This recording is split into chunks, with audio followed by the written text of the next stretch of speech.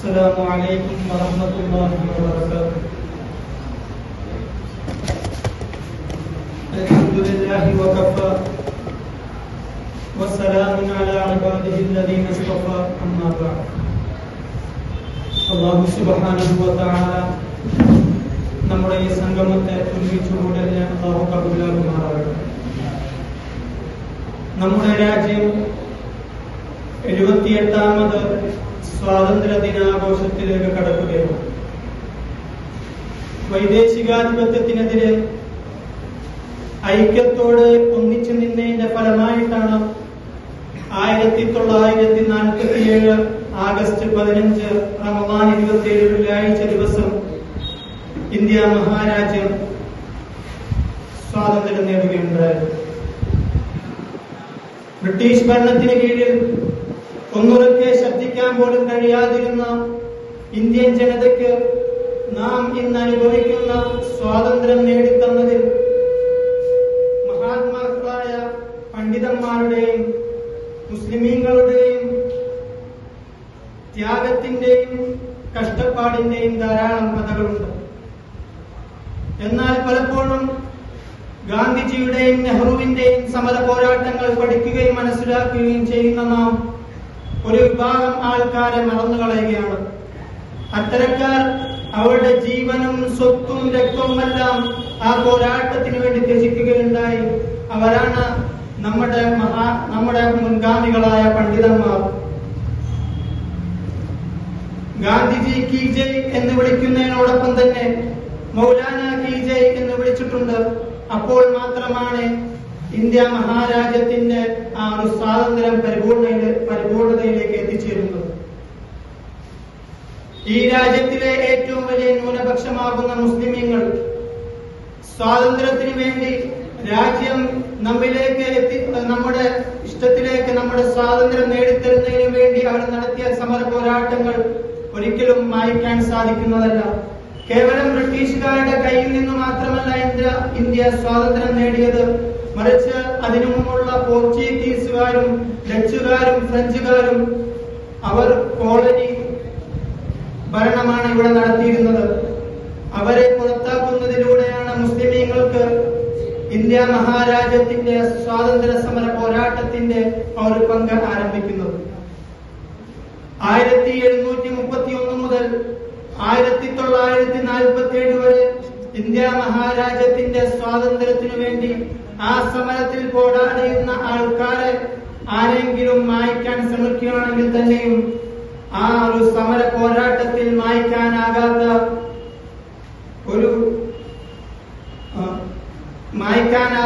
ഒരു ചരിത്രമാണ് ഇന്ത്യൻ മുസ്ലിമീങ്ങൾ മഹാന്മാരായ പണ്ഡിതന്മാർ ഇവിടെ നിക്ഷേപിച്ചു പോയിട്ടുള്ളത്. പ്രത്യേകിച്ചും ദൈവന്തി ഉലമാക്കളായ ദാറുൽ നിന്നും പഠിച്ചിറങ്ങിയതായ മഹാന്മാർ അവരെല്ലാം അവരുടെ പരിശ്രമങ്ങളും അവരുടെ ത്യാഗങ്ങളുമെല്ലാം ഇന്ത്യയുടെ സ്വാതന്ത്ര്യത്തിനു വേണ്ടി വിനിയോഗിച്ചിട്ടുണ്ട്. രാജ്യത്തിനാദ്യമായി ബ്രിട്ടീഷുകാർക്കെതിരെയുള്ള പോരാട്ടം മതത്തിന്റെ ഭാഗമാണെന്ന് പ്രഖ്യാപിച്ചത് ഷാ വലിയുല്ലാഹി ദഹ്ലവിയാണ്. അദ്ദേഹത്തിലൂടെ മാത്രമാണ് ഇന്ത്യയിലെ ഓരോരുത്തരുടെയും ഹദീസിന്റെ സനദ് പുറത്തേക്ക് കടക്കുന്നത്. ബഹുമാനപ്പെട്ട അവരുടെ ഈ ഒരു പ്രഖ്യാപനം ആത്മീയമായ ആരാധനയായി അന്നത്തെ മുസ്ലിമീങ്ങൾ ഏറ്റെടുക്കുകയുണ്ടായി. മാത്രവുമല്ല, അദ്ദേഹം നടത്തിവെച്ച വിപ്ലവമാണ് ഫക്കുൽ നിവാം, അഥവാ എല്ലാ വൈദേശികാധിപത്യത്തിന്റെയും സ്വാധീനങ്ങളെ തച്ചുടക്കുകയും ഒരു പുതിയ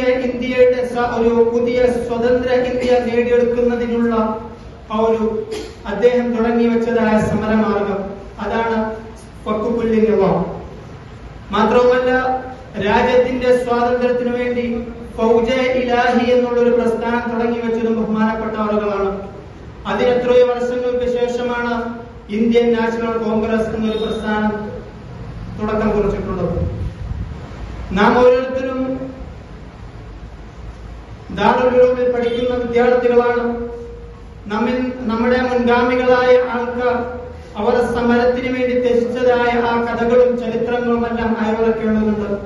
ആചാര്യ വിനോബാവ എന്നൊരു ചരിത്രകാരൻ ദാറുൽ ഉലൂമിനെ കുറിച്ച് പ്രസ്താവിക്കുന്നത് പ്രകാരമാണ്: ബ്രിട്ടീഷ് സാമ്രാജ്യത്തിനെതിരെ ആദ്യമായി ശബ്ദമുയർത്തുകയും അതേപോലെ തന്നെ അതിനെതിരെയുള്ള പോരാട്ടത്തിനു വേണ്ടി ആദ്യ ത്യാഗം അനുഷ്ഠിച്ചതുമായ ഒരു സ്ഥാപനം അത് ദാറുൽ ഉലൂം ദേവബന്ദാണ്. 1857 ഒന്നാം സ്വാതന്ത്ര്യ സമരം അത് പരാജയപ്പെടുന്ന സന്ദർഭത്തിൽ ഇന്ത്യയിൽ കാലുകുത്തിയതായ ബ്രിട്ടീഷുകാർ അവർക്കെതിരെ വരുന്ന പ്രധാനപ്പെട്ട മുസ്ലിമീങ്ങളെ ഉന്മൂലനം ചെയ്യുന്നതിന് വേണ്ടി കച്ചകെട്ടി ഇറങ്ങി അവർക്ക് മുന്നിൽ പെടുന്ന നീണ്ട താടിയും നീണ്ട വസ്ത്രവുമുള്ള ഏതൊരാളെ കണ്ടുമുട്ടിയാലും അവർ പിടിച്ചുകൊണ്ടുപോയി തൂക്കിലേറ്റുകയുണ്ടായി. അങ്ങനെ ഡൽഹിയിൽ മാത്രം അന്ന് 500ഓളം മുസ്ലിം പണ്ഡിതന്മാരെ തൂക്കിലേറ്റി. അതേപോലെ തന്നെ ജാമിയ മസ്ജിദ് പിടിച്ചെടുക്കുകയും അവിടെ ഉണ്ടായിരുന്നവരെ എല്ലാം കൊന്നുകളയുകയും ചെയ്തു. മാത്രവുമല്ല, അവിടുത്തെ വീടുകളെല്ലാം തച്ച് തകർക്കുകയും സ്ത്രീകളുടെ ചാരിത്രം നശിപ്പിക്കുകയും ചെയ്തു. ഇത്തരത്തിൽ ഡൽഹിയിൽ മാത്രം അന്ന് 25,000 മുസ്ലിങ്ങളാണ് കൊല ചെയ്യപ്പെടുകയുണ്ടായത്. ഈ ഒരു അക്രമാസക്തമായ ഈ ഒരു സന്ദർഭത്തിലാണ് ബഹുമാനപ്പെട്ട ദാറുൽ ഉലൂമിന്റെ ബാനിയായ ഖാസിം നാനൂത്തലവി റഹ്മത്തുള്ളാഹി സമര പോരാട്ടങ്ങളിലേക്ക് ഇറങ്ങിച്ചെല്ലുന്നത്.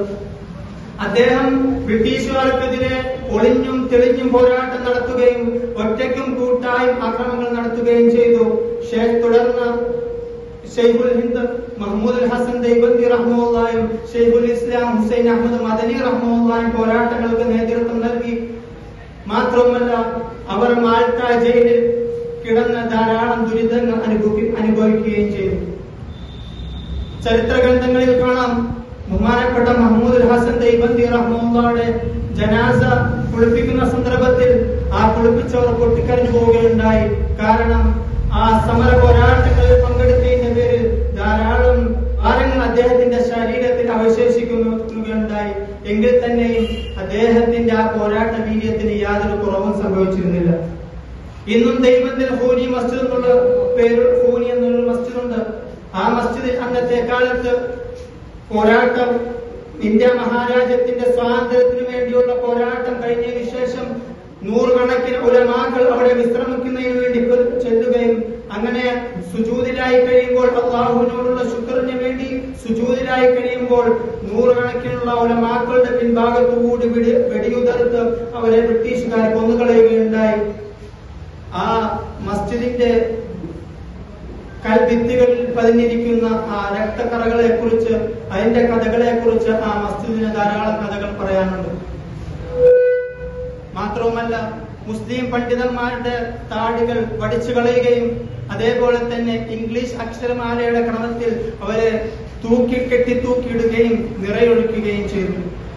ഈയൊരു അനിഷ്ടകരമായ സംഭവങ്ങൾ നടക്കുമ്പോഴും മുസ്ലിമീങ്ങൾക്കെതിരെയുള്ള ഇത്തരത്തിലുള്ള മോശമായ സാഹചര്യം ഉണ്ടാകുമ്പോഴും ഇന്ത്യ മഹാരാജ്യത്തിന്റെ സ്വാതന്ത്ര്യം അത് ജീവിതത്തിന്റെയും മതത്തിന്റെയും ഭാഗമാണ് എന്ന് മനസ്സിലാക്കിക്കൊണ്ട് അന്നത്തെ മഹാത്മാക്കളായ പണ്ഡിതന്മാർ ആ പോരാട്ടം പിന്നെയും തുടർന്നുകൊണ്ടിരുന്നു. അങ്ങനെ അവസാനം ഇന്ത്യ മഹാരാജ്യത്തിന് സ്വാതന്ത്ര്യം ലഭിക്കുമ്പോൾ ഇന്ത്യയുടെ ആദ്യ പ്രധാനമന്ത്രിയാകുന്ന നെഹ്റു ഹുസൈൻ അഹമ്മദ് മദനി റഹ്മത്തുള്ളാഹിക്ക് വിദ്യാഭ്യാസ മന്ത്രി പദവി നൽകുകയാണ്. ഈ സന്ദർഭത്തിൽ അധികാരത്തിന്റെ കസേരയ്ക്കപ്പുറം ഇന്ത്യ മഹാരാജ്യത്തിന്റെ സ്വാതന്ത്ര്യം കർത്തവ്യമായി എടുത്ത അദ്ദേഹം ആ ഒരു പദവിയെ നിഷേധിക്കുകയാണ് ചെയ്യുന്നത്. ഇത്തരത്തിലുള്ള മഹാരഥന്മാരുടെ സംഭവങ്ങൾ പലപ്പോഴും ബോധപൂർവം മറന്നുപോവുകയാണ് ഇന്നത്തെ നമ്മുടെ സമൂഹം. അതേപോലെ തന്നെ ദക്ഷിണേന്ത്യയിലെ വീരസിംഹമാണ് ടിപ്പു സുൽത്താൻ. കേരളക്കരയിലേക്ക് എത്തിച്ചേരുമ്പോൾ വാര്യംകുന്നത്ത് കുഞ്ഞഹമ്മദ് ഹാജിയും ആലി മുസ്ലിയാലും മമ്പുറന്തങ്ങളുമെല്ലാം സ്വാതന്ത്ര്യത്തിനു വേണ്ടി സ്വാതന്ത്ര്യ സമര പോരാട്ടങ്ങളിൽ പങ്കെടുത്ത ഉലമാക്കളും മഹാരഥന്മാരുമാണ്. സ്വാതന്ത്ര്യ സമര പോരാട്ടത്തിൽ പങ്കെടുത്തത് കാരണത്താൽ സ്വന്തം നാട്ടിൽ നിന്നും പുറത്താക്കപ്പെട്ട മമ്പുറന്തങ്ങളുടെ ആ മകന്റെ കഥയും നമ്മൾ മറന്നുകൂടാ. സഹോദരന്മാരെ, സ്നേഹിതന്മാരെ, ഈ ഒരു സന്ദർഭത്തിൽ സ്വാതന്ത്ര്യ സമരത്തിൽ പങ്കെടുത്ത സ്വാതന്ത്ര്യ സമരത്തിൽ പങ്കെടുത്ത ആ ദേശാഭിമാനികളോട് ബ്രിട്ടീഷുകാർ മക്കയിൽ താമസിക്കാനുള്ള അവസരം നൽകാം, നിങ്ങൾ പോരാട്ടങ്ങളിൽ നിന്ന് പിന്മാറണം എന്ന് പറയുമ്പോൾ ഞങ്ങൾക്ക് മക്കയല്ല, ഞങ്ങളുടെ നാടാകുന്ന ഏറനാടിന്റെയും വള്ളുവനാടിന്റെയും പ്രദേശമാണ്, അവിടുത്തെ മണ്ണാണ് ഞങ്ങൾക്ക് വേണ്ടതെന്ന് പ്രഖ്യാപിക്കുമ്പോൾ അത്തരത്തിലുള്ള ആ ദേശാഭിമാനികളെ നാം ഓർക്കേണ്ട, സ്മരിക്കേണ്ട ഒരു സാഹചര്യമാണിത്. ഇത്തരത്തിൽ ബ്രിട്ടീഷുകാരോട് അവർക്ക് ഈ ഒരു പോരാട്ടം ഉണ്ടാകാനുള്ള കാരണം ഈ മതത്തിന്റെ ഭാഗമാണെന്ന് അവരെ പ്രേരിപ്പിച്ചത് കാരണത്താലാണ്. കാരണം ആ ബ്രിട്ടീഷുകാർ ഭരണം നടത്തിയിരുന്നത് ഭിന്നിപ്പിച്ച് ഭരിക്കുക എന്നുള്ളൊരു നയത്തിലൂടെയായിരുന്നു. ഇത് ഫറോവിയൻ തന്ത്രമായിട്ടാണ് പരിശുദ്ധമായ ഖുർആൻ നമുക്ക് മനസ്സിലാക്കി തരുന്നത്. ഇന്ന ഫിർഔന അലാ ഫിൽ അർദി വജഅല അഹ്ലഹാ ശിയഅൻ യസ്തഖിഫു ത്വായിഫതൻ മിൻഹും യുദബ്ബിഹു അബ്നാഅഹും വയസ്തഹ്യി നിസാഅഹും ഇന്നഹു കാന മിനൽ മുഫ്സിദീൻ. നിശ്ചയം ഫിർഔൻ അവന്റെ നാട്ടിൽ അഹങ്കരിച്ചു നടന്നു. അതേപോലെ തന്നെ അന്നാട്ടുകാരെ വിവിധ വിഭാഗങ്ങളാക്കി, യസ്തഖിഫു ത്വായിഫതൻ മിൻഹും അവരിൽ ഒരു വിഭാഗത്തെ പറ്റി ദുർബലരാക്കി, യുദബ്ബിഹു അബ്നാഅഹും അവരുടെ ആൺകുട്ടികളെ കൊന്നുകളയുകയും, വയസ്തഹ്യി നിസാഅഹും അവരുടെ സ്ത്രീകളെ പെൺകുട്ടികളെ ജീവിക്കാൻ വിടുകയും ചെയ്തു. ഇന്നഹു കാന മിനൽ മുഫ്സിദീൻ, നിശ്ചയം അവൻ നാശകാരികളിൽപ്പെട്ടവനായിരുന്നു. ബ്രിട്ടീഷുകാർ ഈ രാജ്യത്തിൽ നിന്ന് വിട്ടുപോകുമ്പോൾ ഭിന്നിപ്പിന്റെ ഒരു വിഷം പാകിയിട്ടാണ് അവർ പോയത്. അത് കാരണത്താലാണ് ഹിന്ദുസ്ഥാനും പാകിസ്ഥാനും ഉണ്ടായിത്തീരുന്നത്. എന്നാൽ അത്തരത്തിലുള്ള ഭിന്നിപ്പിന്റെ ഭരണകർത്താക്കൾക്ക് ജനരോഷത്തിന് മുന്നിൽ പിടിച്ചു നിൽക്കാൻ സാധിക്കുന്നതല്ല. കാരണം ഈ ഒരാഴ്ചയായി നാം ചർച്ച ചെയ്യപ്പെടുന്ന, നമ്മൾ കേട്ടുകൊണ്ടിരിക്കുന്ന ഒരു വാർത്തയാണ് ബംഗ്ലാദേശിലെ പ്രധാനമന്ത്രിക്ക് സംഭവിച്ച ആ ഒരു സംഭവം. ആ നാട്ടിലെ ജനങ്ങൾ പെടുന്നതിനെ തന്നെ പ്രധാനമന്ത്രിയുടെ വീട്ടിലേക്ക് ഇരച്ചു കയറുകയാണ്. അവിടെ നടന്നത് ഭിന്നിപ്പിന്റെ ഭരണമായിരുന്നു.